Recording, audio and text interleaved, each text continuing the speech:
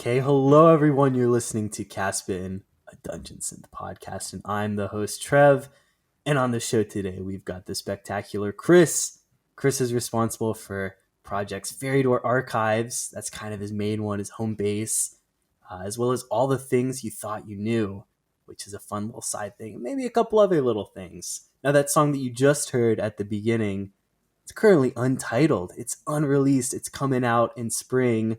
But wasn't that so cool? I really love the way it just captured this cinematic epic style feeling, kind of just whisked me away. So yeah, welcome on, Chris. I'm so happy to have you. Thank you very much for having me.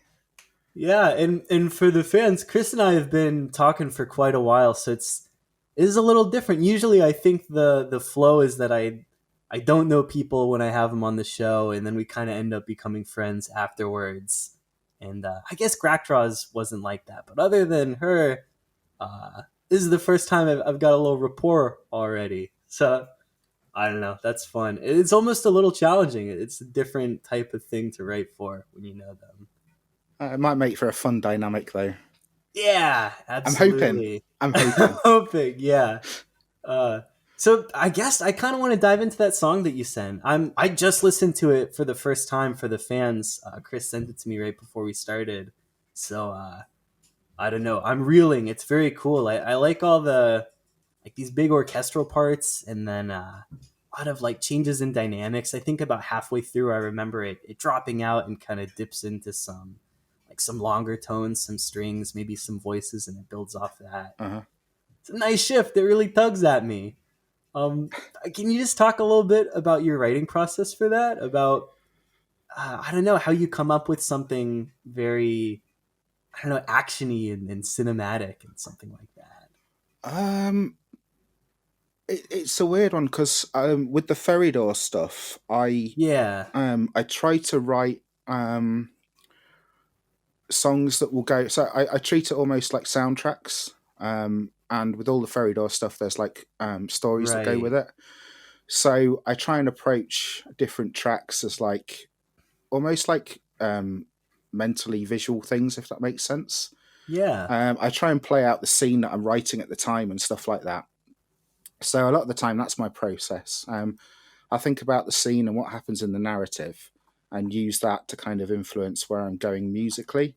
But also at the same time, there might be aspects where I might just be sat there messing around, come up with something that I really like, and then think, oh, I could perhaps use that I in see. this track or that track, or this chapter or that chapter Yeah, rather. So a lot of the time, it's it's either that I'm thinking narratively and trying to go with that, or I'm using something that I've come up with that I like as a launch pad to kind of go from. And I find that quite helpful in a lot of ways as well, because sometimes it's really easy to sit there and just mess around and be stuck with what you're doing. But if I'm kind of saying to myself, well, it's got to be a chapter to a story, it kind of almost gives me like a degree of flavor or like a yeah, that direction can I be have to go. compelling. Right. So it helps. It helps quite a bit.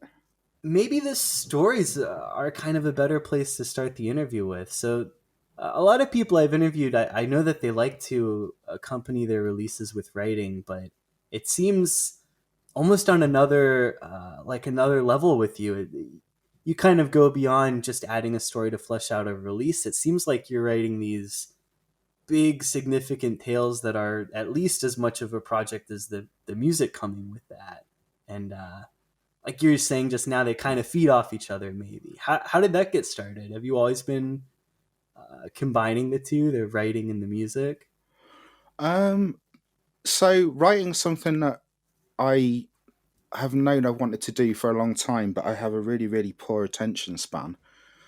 So when I was younger, my focus was on music a lot. I kind of had the attention to make music, and then as I got older and sort of settled down a bit more, I found that writing was something I was in a position to approach a little bit more. And then I guess I have COVID to kind of blame or thank. I'm not sure what the right word would be, Sure, yeah.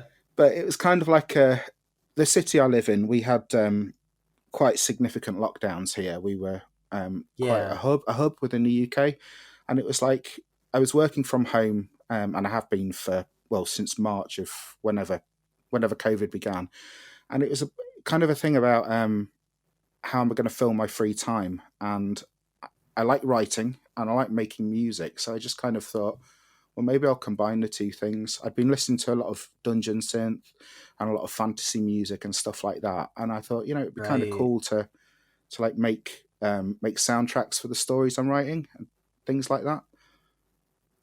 And that's Wow, sort it of seems almost like it happened on a whim there. It's such a distinct part of like your final creation product.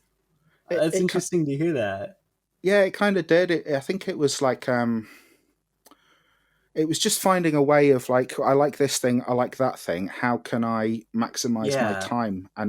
And so it just kind of felt natural in some ways to combine the two things. Whether it works or not is a different matter. I'm not really sure, but I'm enjoying exploring Yeah. the kind of links between the two. So had you tried writing in the past without the musical accompaniment? Yeah, I'd written a few bits and pieces over the years. I used to write non-fiction stuff. I used to write um, for music magazines and things like Oh, that. no Just as like way. just a little side gig. I fell into it through being in bands. I sort of Right. I can't even remember exactly how I ended up there, but I ended up sort of doing interviews and reviews and things of music, and I always knew that I wanted to go sort of down the fiction route. And I did a few Yeah. bits over the last few years, but nothing major. And then I guess it was last year. I thought, right, I want to start pursuing the fiction side of things now. I couldn't go to shows, couldn't review bands, couldn't really interview bands or anything like that. And the desire to do the sort of journalistic side of stuff slipped away a bit. So yeah, it just seemed like a good opportunity to pursue fiction more.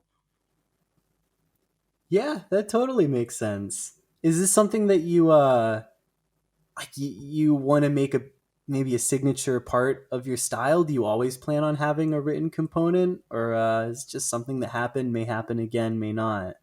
I think with the Ferrydor stuff, that's very much my focus. Is that it's going to be music Okay, and that's kind of fiction tied to together. a world that you created, right?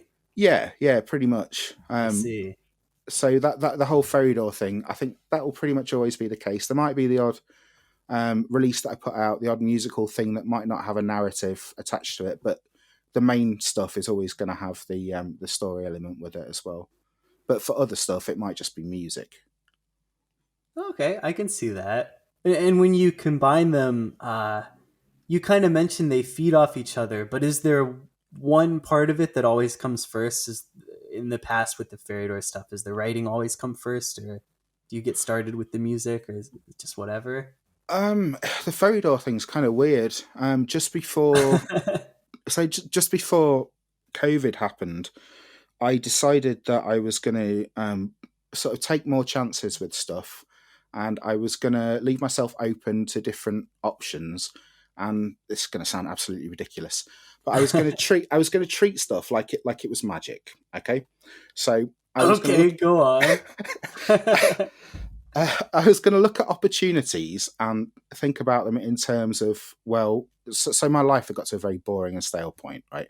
Yeah. And a few years before that, I'd completed an MPhil, which is like a 40,000 word research project Oh, wow. on nihilism. So like I'm quite interested in philosophy and academic stuff, and I pretty much like deconstructed life and things for myself to a point where nothing was like fun anymore in some respects.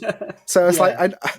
I need to I need to like find a way of making things more enjoyable again. Okay. So I decided, I said to my girlfriend and my friends, I'm going to become a magician, despite the fact, and this is no disrespect to anyone that practices magic, despite the fact that I personally don't believe in any kind of higher power or any kind of magical force in any sense. I Right. thought I'm going to embrace that as a way of kind of re-enchanting the world and my Oh, life. man. So I saw that there was a workshop. Would have been January of the year that COVID hit. A Yeah. workshop about writing witchcraft and magic, and I thought, well, I'm going to have to attend that. That's a sign. Right. So It fits. I went to the workshop, and it was facilitated by this lovely lass called Lexi, who's now a good friend of mine. And Oh, great. I ended up so that. Sorry if I'm rambling, by the way. Oh, no, Um, this is a ramble heavy podcast. Keep going. okay. So one of the exercises was to create a witch of some sort, and Okay. I ended up coming up with this young boy character who was kind of like almost like a witch against his will. And Hmm. so the first Ferrydor album I put out was almost like a prologue to the main narrative, but the main narrative is basically completely um, focused on this one kid and his story.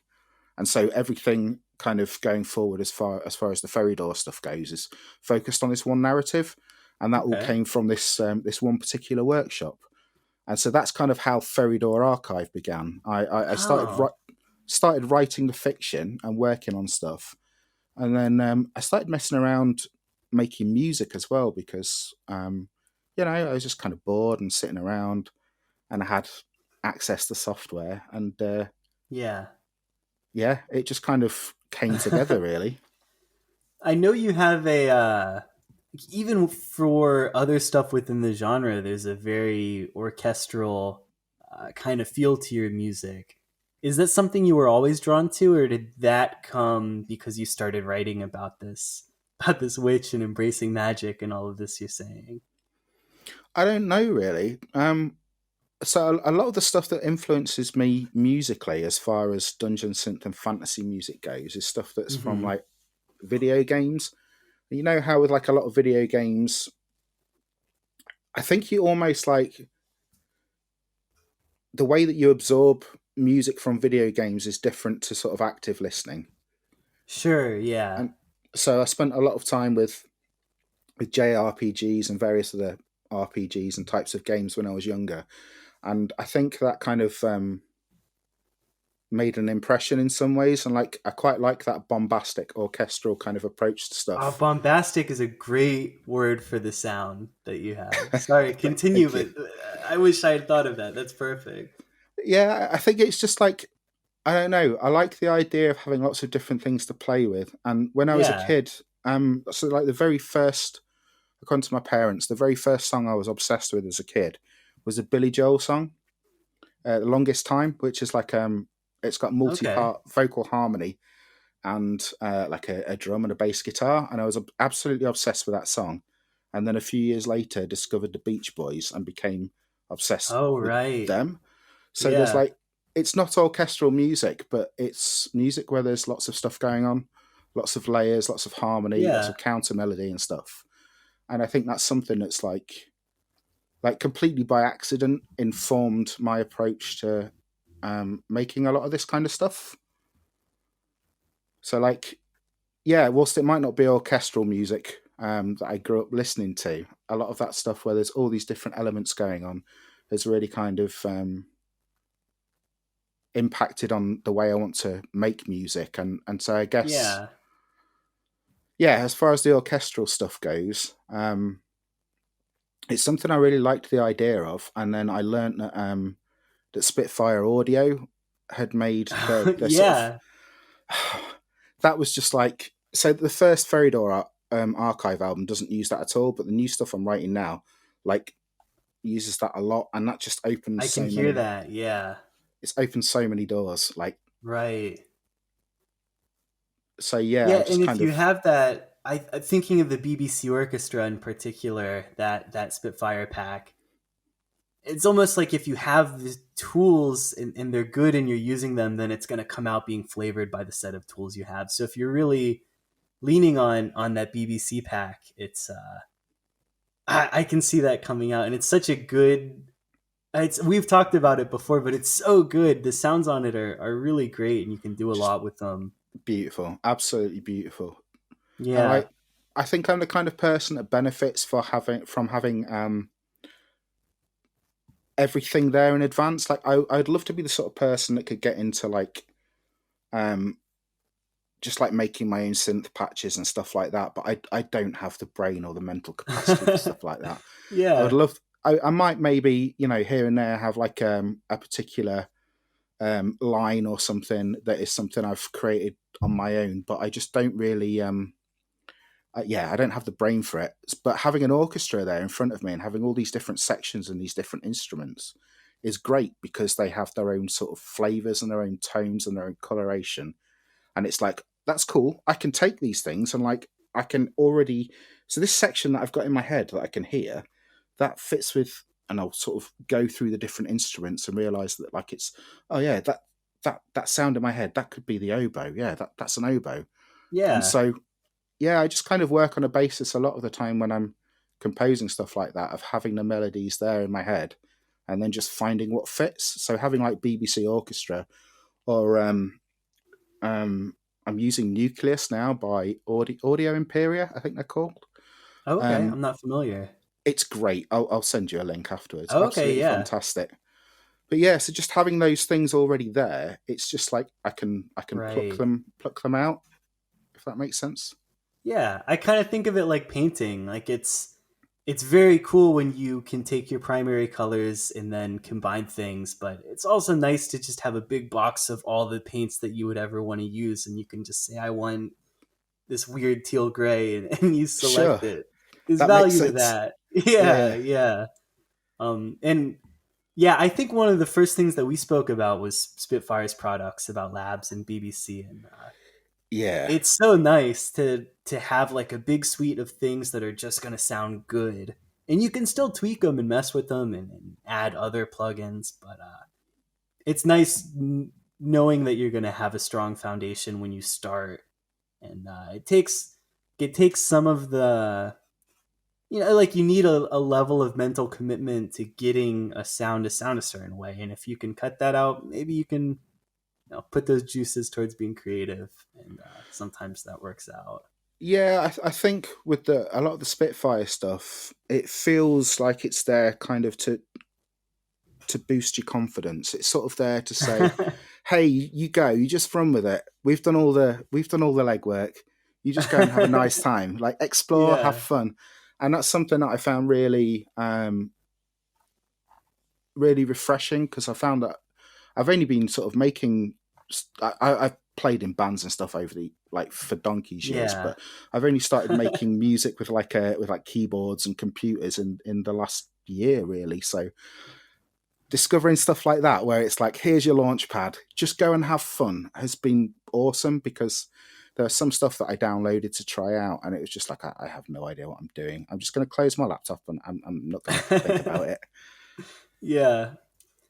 Yeah, so you sent me a few, I guess, soon to be released projects. I don't know how much you want me to talk about them. I don't know if there's any spoiler territory, but one of them was this winter synth project coming out. Sure. And that one, I feel like, is labs on that a lot. I feel like I recognize a lot of the sounds there. Yeah, so when I wasn't originally going to release that, it was partially an experiment about just focusing mostly on labs and seeing what I could come out with. Um, Okay. but it was also because I wanted. I struggle switching off at night sometimes, so I quite often listen to music in bed whilst I'm trying to sleep. And it was partly like a way for me to write something that I could listen to in bed. Um, and so I focused on those things and I wrote it and I That's ended so up thinking nice. it ended up working out really well. I think I'm really Yeah. really happy with it. And then I thought, you know what, maybe I'll put it out anyway because I'm quite proud of it and other people might enjoy it as well. So yeah, the plan is to release it later this month. Okay. Is there a firm release date on that, or are you still playing around with it? I'd like to put it out on the winter solstice, which I think is the 21st of this month. Oh, nice. That's wonderful. So that's what I'm aiming for. Is this so it sounds like maybe you had written it a little while ago. Did you want to hold on to it until it got further into winter, or did the timing just happen to work out where you're finishing it up as the weather's changing? Yeah, I mean, I still actually have a little bit to tweak on it. Okay. There's a few bits I want to add, and I want to do a bit more mixing. Yeah. But I decided I was going to set the date for the winter solstice, just because the whole focus, like when I was writing it, I was thinking about like music. When I listen to music in bed, sometimes there are certain sounds and certain things that I'm attracted to, um, and a lot of the time, I guess I like stuff that I find quite immersive and visual, almost like mentally visual. And so with that, the whole idea was thinking about winter, just kind of like the whole blank slate idea. Like when Yeah. things are covered in snow, it's almost like I can switch my mind, like turn my mind off, if that makes sense. Yeah, yeah. So it just made sense to kind of aim to release it around December. And that also gave me a bit of time to get some other stuff done, because I put out all the things you thought you knew album on Halloween, so I didn't want to put something else out too close to that. Yeah, that makes sense. We could talk about that album a little bit. That one's really fun. Oh, thank Uh you. what's the so going into something like that I know you also wrote like a very significant piece for that as well, but it seemed like it kind of had, I guess, like a bit of a concept album type of thing going into it, aside from what you wrote. How did that change the process? Writing it with the intention of a one off horror project with all of these influences. That was a weird one, because I actually wrote the story for that a few years ago. Oh, no way. Yeah, so that was the first time I said to myself, actually, maybe you should pursue writing a bit more. Like I wrote that, and I was like, I'm proud of that. And so Yeah. I wrote it, and I didn't really do anything with it. And my partner's brother, um, Gene Mutation is the name that he works under. He's an illustrator, and he's really, really damn good. And we've talked over the years about collaborating on doing something. And Yeah. yeah, he read the story, and we decided we were going to go with that. And it was very different to his usual style of illustration. And so we got that together with the idea of doing like a little zine. And I kind of thought, well, I'd like to do something more with it. And I'd started doing the Ferrydor stuff. And I thought, this could be really cool if it had a soundtrack. And so I started thinking about like horror movies, and like, even though it's not explicit within the story, it was kind of thinking about my own childhood, being a teenager in the 90s.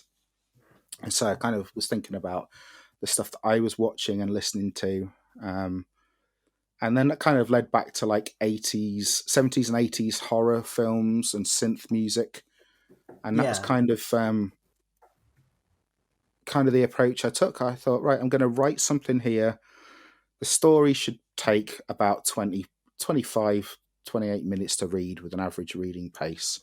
I want to write Yeah. something that kind of flows with that, keep it fairly minimal so it's not invasive, and then focus on just kind of like the mood more than the melodies in a lot of ways and in a lot of places. And that's kind of, yeah, that's just how it ended up happening. I limited myself to just running a few tracks simultaneously whilst recording, like nothing epic, just Yeah. like sort of 4 to 8 tracks. Limited the actual VSTs I was using, and I guess that just kind of informed the whole process, really. Ah. One thing I'm curious about there, you mentioned you wrote the story a few years ago. Did you do it exactly as is for this release, or thinking about anything creative I did a few years ago, I would want to edit it into something completely different. What was your experience there? Um, I edited the story a little bit. There's lots that I wanted to change, because I feel like my writing's probably better now in some ways, but at the same time, I thought, like, I've got to leave it as it is, because otherwise I'll never end up getting any further. You get into that mindset of like, I need to fix everything. Yeah. And I think that's kind of can be detrimental. I know it has to me in the past with projects, and I know a lot of other people have had that issue. So I thought, Absolutely. I have that issue all the time. It's hard to just let go and let something be as it is. yeah, yeah, massively. So just kind of like thought, if I just focus on tidying up some of the some of the messier bits, but I didn't really do much with it. I didn't want to I didn't want to change too much because it is something from a few years ago, and I kind of wanted that to remain in some ways. Yeah, that keeps it pretty true to what it was. Uh, That's interesting territory to find yourself in. Even because I'm like you, I'm fairly new to making music with computers and keyboards, and even if I dig up a song that I started a few months ago, I'm just the wires get going, and I want to change everything. So, uh, it's for the better that you would just let it be what it is, and I that's something that I got to improve at mentally. So that's inspirational. Thank you. But no, it is a difficult thing to do sometimes. Like there's been a lot of things in the past, like various projects, different media, where I've never ended up getting anywhere because I spent too much time faffing with it, and by the time I think I've reached a point where I'm happy, it's so far removed from what I set out to do that I'm just like, oh, no, and give Yeah. up. So I just kind of tried to take the approach this last year, just take the approach of like, just do it, just fucking do it. Excuse my language. Just do it, get it out there, and you can always Yeah, do something else afterwards. You can always move on and do something else. So that's how I'm trying to live at the moment. that's good.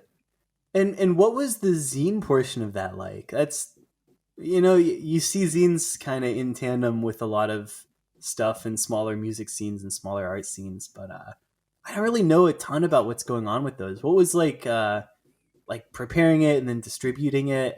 How was that? Um, it's weird. It's kind of It's alien to me.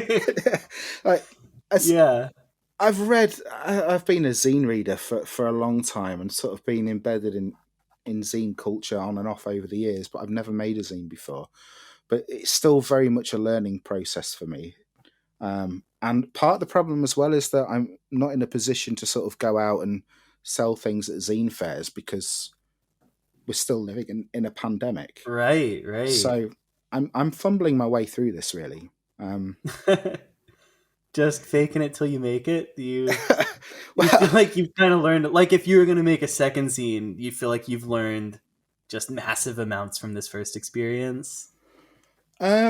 yeah, I mean, it was interesting learning the process and the preparation for the print side of things. And that was kind of nice and rewarding just to have something in my hands. There's definitely things I Yeah, would change for next time, and I do like the idea of doing more zines, like with the Ferrydor stuff. Obviously, there's like the stories and the books included in that, but they were never. right. It's not being done physically; it was only digital.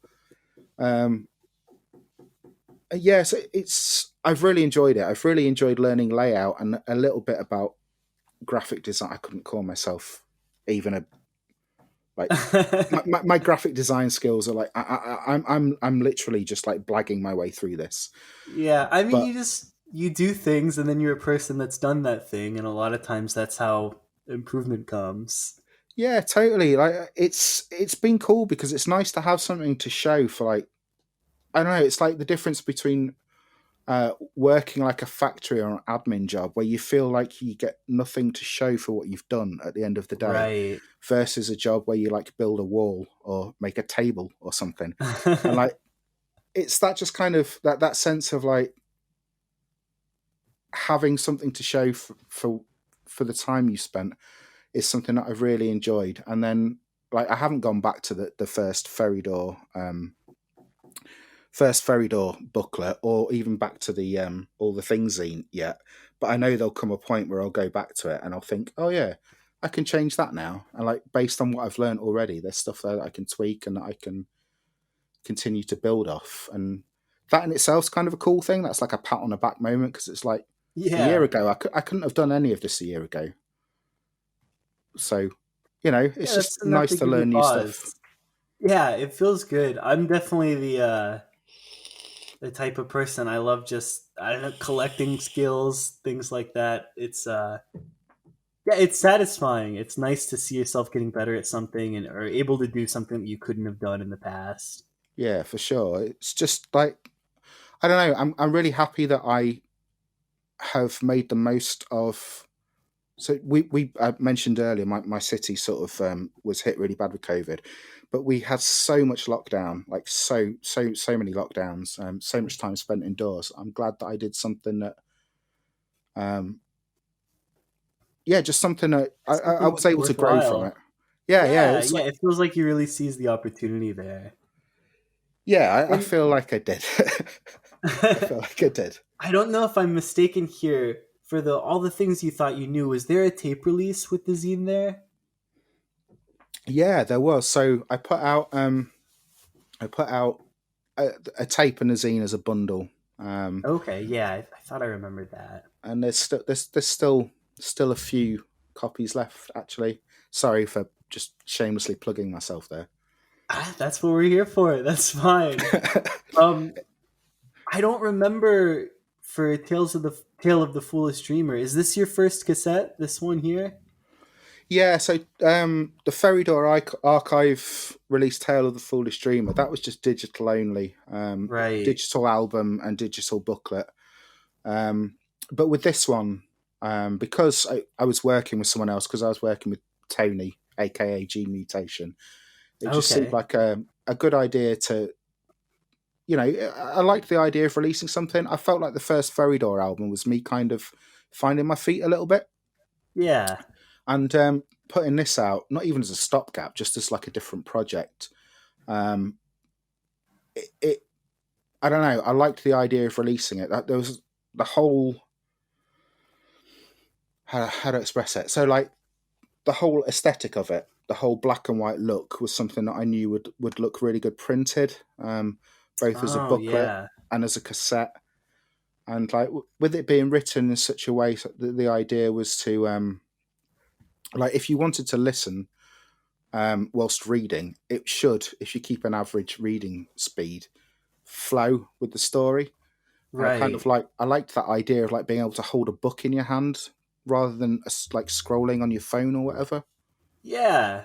Yeah, so the physical copy of the music that totally makes sense as an accompaniment. So like And it's tough. I think people don't realize how tough it is to coordinate physical releases of things because the schedules are so hard to get them to line up. So it's nice that you're able to have them together in a bundle. it seems increasingly difficult to get physical media of any kind made at the moment. Um, Yeah. so I felt really lucky there. There were some delays, and that's kind of to be expected. But I'm really happy with the finished products, and hopefully the people that have ordered them will be as well. Yeah. Do you plan on having tapes for future Ferrydor releases? I'd like to. The difficulty really is that living in the United Kingdom, shipping is hellishly expensive, and exchange rates kind of tend to work Oh in my yeah. fee. Like the exchange rate tends to work in my favor versus other countries a lot of the time. So shipping. I mean, I lost quite a bit of money I putting think this. I remember you saying that you didn't want the shipping to be too high, but you ended up losing a lot on it. Yeah, it was mostly because I just like I don't know. I want people to be able to. If people like it, I would like them to be able to have it. So I didn't mind taking Yeah. a hit on it. But as far as like more physical releases go, I don't really know how I'm going to approach that at the moment. I would like to. I'd like to have the Ferrydor stuff out physically because um, put a lot of time and effort into kind of compiling the books and the stories and the layout and the formatting of it. So it would be nice to kind of have that as like a tangible, tactile thing that people could, read and experience in their own time. Yeah. But the logistics of it, I don't know whether that's something that's doable at this point. I don't know whether it's in my Yeah. budget financially, but it may happen. It may happen. Do you see it more likely for you to put out a digital release and then let it sit for a bit and then put out the physical one? I feel like that's a model that works a lot if you're like tentative on if it'll work out. Yeah, I think what I'll probably do for the time being is try and focus on just keeping things digital. Perhaps when things ease up and I'm in a position to go outside and do more stuff and interact with more people, I might think about more of the physical stuff, because things like going to zine fairs and stuff like that, I feel like there's enough of a crossover, or hopefully enough of a crossover, Oh, totally. Yeah. that I might be able to sell, even if it's just selling books without cassettes, because a lot of people don't buy cassettes. Right. Yeah. It's just us nerds in our niche. But Right. saying here's a book, a fantasy book, and it comes with a soundtrack, and here's a download code or whatever. I feel like there's potential for that. Yeah, But totally. And I feel yeah, like any arty kind of fair like that, if it's a zine fair, people kind of go with the mindset of looking for art. They're interested and they're happy to find what they find. In my experience, it's definitely pretty open, I yeah, think. sure. To be honest, though, I feel like that's kind of that also um, is true of the dungeon synth and fantasy music scene as well. In terms of Yeah. like, there's an awful lot of creativity going on within dungeon synth and fantasy synth and all these different kind of whatever synth Yeah, it's terms you want to exciting. use. But yeah, it's very exciting, and I think a lot of people are interested in stuff that goes beyond the music, whether that's like stories or whether that's physical products. Like, who was it that recently just released a bust of a character from this story? I'm not familiar. That's great. I'm going to find out now. Just bear with me Yeah, 1 second, yeah. because Check it out. like, I missed out and I'm absolutely gutted. Oh no. Yeah, I can see those going quick. Something I not think just it, physical, but really unique. yeah. I think it was Helm. I don't know if it's pronounced Helm or something else, but yeah. So I think they did a cassette version of an album that came out earlier this year, and they sculpted a bust of like the character that's on the cover art, so that you could buy it. And if you're like a nerd and you're into miniature painting and stuff, you could just paint it up. Yeah. And it's just like all of this cool stuff that's coming out of dungeon synth and fantasy music and stuff. And I think the people that are into the music are receptive to that, because a lot of the time the interest and the fandom goes beyond just the music, if that makes Yeah, I sense. like that little connection. So it's just, So go on. something on my mind to kind of flip a little. So clearly, we could say you're very involved when you make something. You make things with like a wide breadth with to be associated with them, and I, no one's really discussed it yet. But there's this compilation coming up that you and I are going to be part of, and I Mm. know that you made a single song for that. We're all making single songs. Hmm. What is that like? Having the restriction of not being able to have a big combined epic tale, and instead you're down to just writing one song. Do you still have the same process of trying to flesh it out? I know we have a distinct theme with the compilation. What's going on in your head there? How's that go? Uh, so I went into. I try and think a lot of the time, depending on the music that I'm making. But as far as like fantasy and dungeon synth stuff goes, I try to go into it with like a storytelling mindset still. Yeah. Initially, with that one, I wanted to write like a. I was picturing a tavern and a bunch of dwarves getting increasingly more drunk, and the music Yeah. speeding up to the point where they ended up like in a brawl. But Okay. the music kind of in that one, the music took its own direction, shall we say. So I ended up kind Yeah. of changing my approach and thinking of it as like a wanderer had just arrived at the inn, who, like a bard who'd come to tell an epic tale, and everyone was around this fireplace. And so you've got this story that's, starts off kind of Yeah. a little bit sunny and nice, and builds, and then it goes through all of these different movements and stuff. And yeah, I guess I still took a very similar approach. It's just it was Yeah, it sounds like nothing changed through this, that you're just as imagination heavy there. That's so yeah. funny. I don't think I'll ever be able to shake that, to be honest. That's great. That's a great quality in a musician and a creator.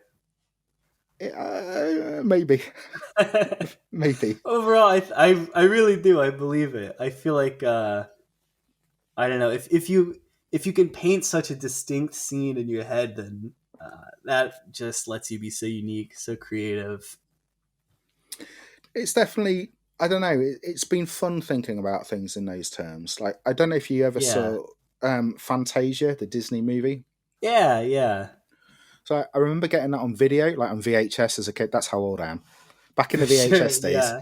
when life was still black and white, before we had color in the world, um, getting getting that on VHS and thinking, oh, I don't listen to classical music. Who wants to listen to classical music? And then sitting there Right. and hearing that, and then watching these beautiful Disney animations play out, and that had such a massive impact. And Yeah, I can see that. I think that's kind of another thing that's like made me think, oh yeah, you can think about music narratively. Because I mean, I would have only been like 7 or 8 or something. Um, but I think that's probably the first time I thought about music as a narrative device, Yeah. even though I wouldn't have had the vocabulary to understand narrative Sure, device but as a you kid. got the But concept. yeah. So just that kind of approach to music telling a story. Yeah, I'm the total opposite there, and I wish that I could kind of capture some of that. I've got like a reptile brain that's no feeling, it's all logic. So I come up with music just for the sake of coming up with music, and then I reflect on it and think, okay, what story would be told with this music, or what's the feeling that comes from that? And to tap in the other way around like you do is just a huge challenge to me. It's really interesting, really motivating to hear about it. You say that, but I could just like literally flip that back on you because everything you're saying now is just like, that's really cool. That's really cool and really unusual. And like, I don't know. I'd love to be able to do that. Yeah, I think it's just, I don't know. It's just, fair enough. it's just cool. Like people have completely different approaches and completely different minds and brains, and they can all achieve these incredible, awesome outcomes. And it's just, it should be embraced more and celebrated more. So something I'm interested. You mentioned Fantasia, that type of thing is like a conceptual influence, and then these some of your early musical influences, like that Beach Boys, all of that. Mm-hmm. Even though it's different, I can see it bleeding in there.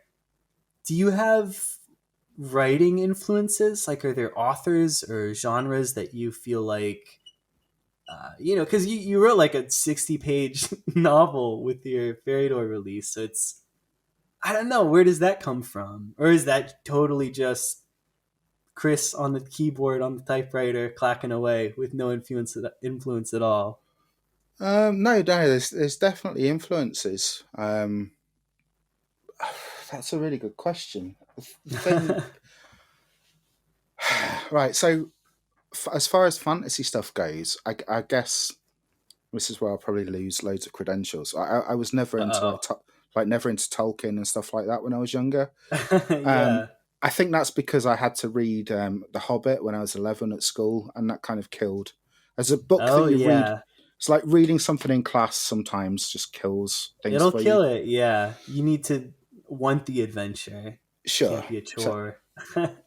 so a lot of like Tolkien and that stuff didn't really appeal to me. A lot of my writing influences, I guess, are stuff that's set outside of fantasy. Stuff like Paul Auster was a really big one for me. Yeah. And then I'm hugely into cyberpunk as as a genre and movement. Oh, interesting. So a lot of like those That's cyber so far from the Ferrydor sound. it is. But a lot of those authors were like a huge influence on me. Yeah.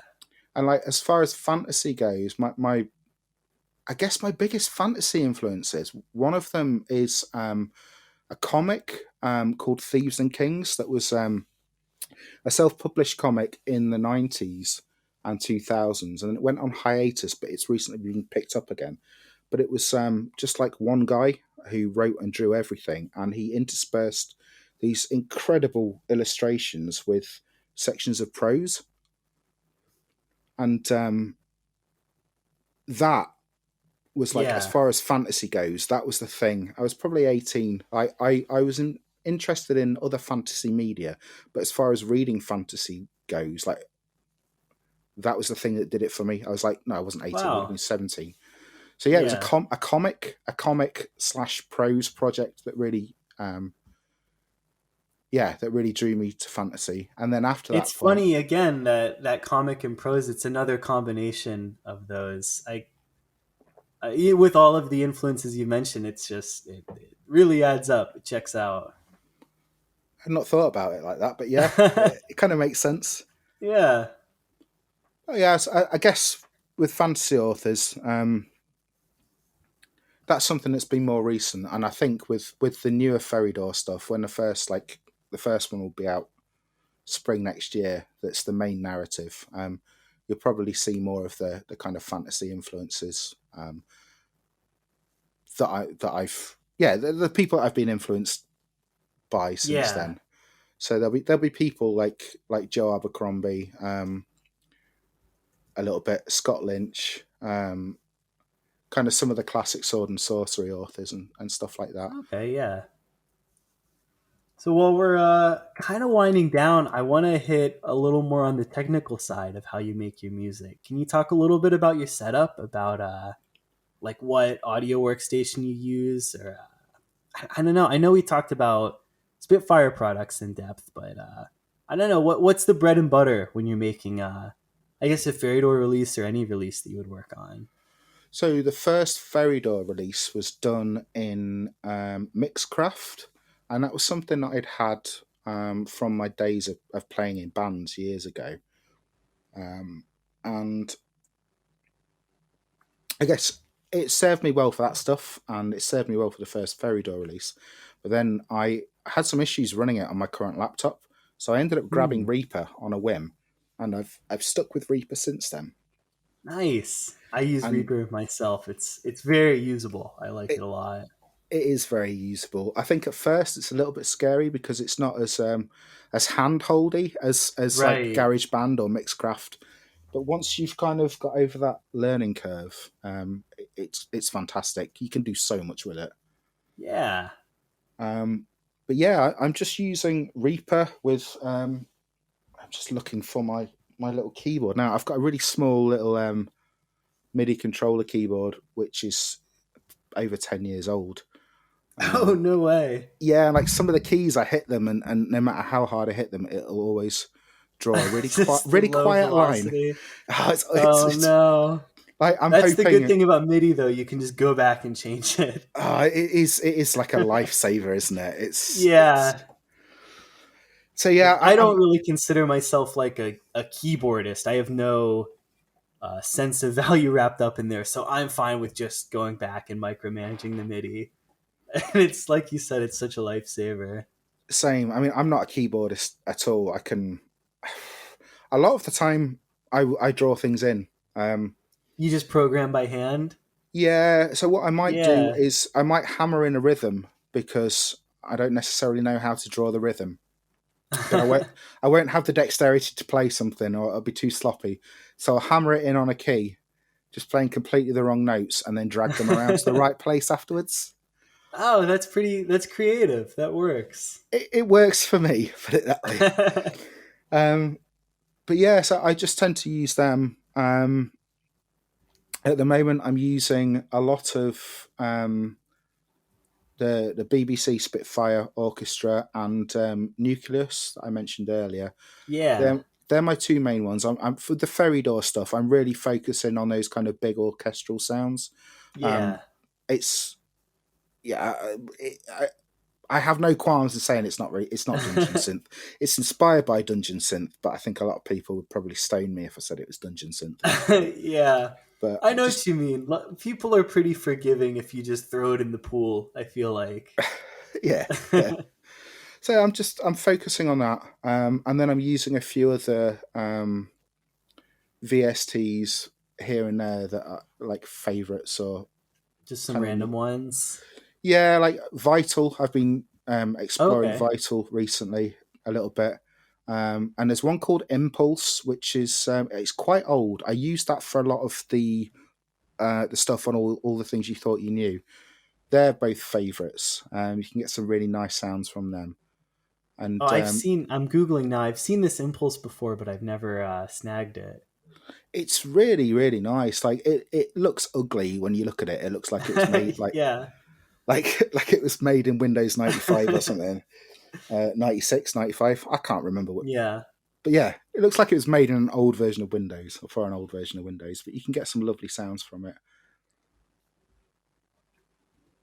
Nice. That's funny. Yeah, I'm think back and I feel like a lot of my favorite synths, like specifically thinking synthesizer VSTs, they look kind of ugly.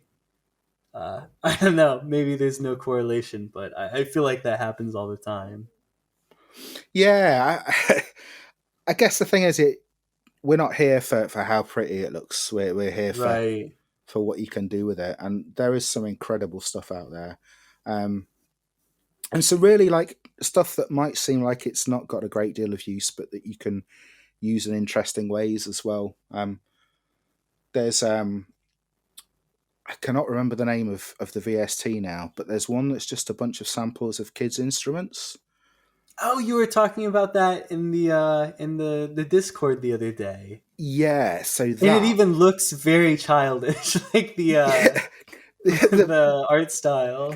yeah, the visual aspect has pictures of the little kids' drum kits and stuff like that. But you can do so much with it because Yeah. they've sampled the drum and sort of spread it across the entire. I don't know what the technical terminology for any of this stuff is, but they've For sampled sure. the drum and spread it rather than just being like a single hit of a kick or a snare. They've spread it across the entirety of the keyboard. Oh yeah, I know what you So mean. it's like Right. it's pitched, and you can Yeah. like some of the drum sounds you can get from that are absolutely fantastic. Yeah, pretty cool. Yeah, just like add a little bit of reverb, a little bit of delay, and some EQ, maybe a bit of Right. distortion, and you can get some huge like drum sounds. And yeah, it's cool. Nice. Nice. Well, I'm at the bottom of my notes here. This has been super fun. Is there anything else you were hoping to dive into or cover or anything like that? No, I was just no. Thankful that you had me on it. It's been really cool. So thank you Oh for yeah, I inviting was me. looking forward to it. We started talking about having you on like a long time ago, and I think that you mentioned you wanted to wait on wrapping up some projects, and I feel like I'm super happy that you did. In hindsight, we just had so much to talk about this time. It was nice. Thank you. So, what's all the stuff that you want to plug? Where can people find everything? So Ferrydor Archive, first album, well, just Ferrydor Archive, .bandcamp.com. You can find Tale of the Foolish Dreamer there, which is an album and like a 50 or 60 page story with other stuff interspersed as well. And then on the 21st of this month, there'll be like a Ferrydor extra release dropped, which is like a 30-minute winter synth album called Nice. Wintermorn. That will be on there then. And then All the Things You Thought You Knew, which is the stupidest like name for it, like Oh no. a URL. I should have just called it all the Oh. things.bandcamp.com or something. But It like is lengthy. I see what you mean. every time I type it out, you can guarantee I will make a mistake as well. That's so Uh, funny. but yeah, all the things you thought you knew.bandcamp.com if you want a bit of coming of age, eerie horror synth stuff. And yeah, I think that's the majority of my stuff for the time Where can being. people find those tapes you said you still have? For the all the things stuff, that's on all the things you thought you knew.bandcamp.com. They've got the tapes on the Bandcamp. Yeah, the remaining tapes and Wonderful. zines are for sale there as a bundle. Oh, okay, nice. And I think on Instagram, you're just Ferrydor Archive, right? I might be I completely mixing forgot that about it. up. Yeah, no, you're right. I completely forgot about Instagram. I'm Okay. still getting my Ah, head around yeah. social media. It's been so long Yeah, since I've done yeah, social same media. here. But yeah, Ferrydor Archive is my Instagram, and you can add me there. And if you can't afford to like pay for it, I think my downloads are reasonably priced. But if people can't afford to pay, I'm always happy to send them codes and stuff. So feel free Oh, to it's hit so me up if you want to kind. chat or if you just want a download code or anything. It's all good. Nice. Well, if that's all you got, then thanks again. Thanks so much for hopping on. It was one of the most comfortable ones I've had. Knowing you beforehand has been a real treat. So yeah, thanks for coming on. Bless you. Thank you very much. Take care.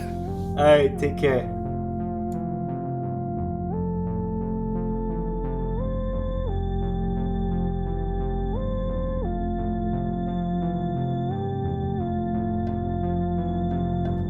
Hello, friends. That was Chris from Ferrydor Archive. What a creative and imaginative person. I really enjoyed that talk. It's super interesting to me to hear how much goes into their music that isn't music. You know, like how much writing and planning and things like that go into it. It's really impressive and captivating to me. And it's so different from how I make music that it's something I don't know, I love to hear about. I love to take notes and try to, I don't know, get my mindset a little bit more into that type of creating. So, be sure to check out Chris's work. It's at ferrydorarchive.bandcamp.com, as well as all the things you thought you knew.bandcamp.com. You can snap their tapes and their zines there at the all the things you knew link. And if you want to follow them on Instagram, I believe it's just Ferrydor Archive. And Ferrydor, it's Ferrydor. But I guess you could look at the title of the episode and catch that. But yeah, it sounds like they have a ton of stuff coming out. Some music in December, some music later on in the year, into next year. So find a way to keep up with them. Follow them on Bandcamp or on Instagram, or I don't know, keep them in your sight. And then, as far as Trev News goes, you can keep up with myself and with my work at Castbitten_ on Instagram, or just Castbitten. Just search Castbitten on YouTube or on Bandcamp or something like that. You can stream my music as well as this podcast at all the places that you normally stream those things. It's your music app, it's Castbitten. Podcast apps, it's Castbitten. You get it. We still have t-shirts. We got some Castbitten t-shirts. Got the bird on them. They're exciting. They're so good. Check them out. That's at castbitten.bandcamp.com/merch. Or you can just get in touch with me. We'll figure it out. Especially if you're out of the US, we can figure out what shipping is. And get it cooking. As far as the new album, I've really been plugging away at it. It's been written for a bit, but there's still a ton of steps, a ton of rewriting and showing it to close musical friends that I trust to try to, work away at it, chisel away, get it. I want it to be perfect. I want it to be Trev's best effort, but it's getting there. Once I'm done with rewriting and mixing, gonna try to get it mastered, then maybe get it out like middle of January, something like that. So just keep an eye out. Might put out another single before then, we'll see. But that's it, plenty of talking on my end. Thanks so much for sticking around. Really appreciate listening. Take care, everyone. Get out of here.